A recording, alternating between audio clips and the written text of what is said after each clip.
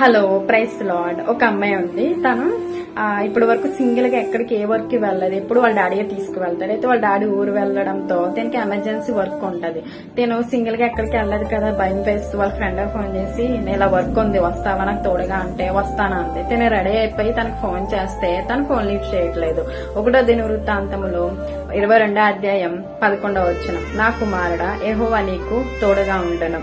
మన మనుషులు మనకి ఎంతవరకు తోడుంటారండి? మహా అయితే మన పేరెంట్స్ కొంతవరకే మనకు తోడు ఉంటారు.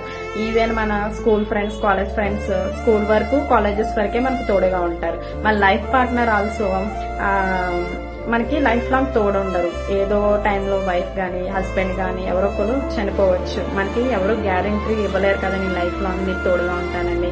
కానీ యేసయ్య నువ్వు గర్భంలో రూపింపబడక మునుపే అప్పటి నుంచి ఈవెన్ నీ డెత్ వరకు యేసయ్య నీకు తోడుగా ఉంటున్నారు. నువ్వు ఎక్కడికి వెళ్ళినా, సింగిల్ గా వెళ్ళినా, ఎవరితో వెళ్ళినా యేసయ్య నీకు ఎప్పుడు తోడుగా ఉంటారు. 1వ దినవృత్తాంతములు 22వ అధ్యాయం 11వ వచనం, నా కుమారుడా యెహోవా నీకు తోడుగా ఉండును. ఆమేన్. Thank you.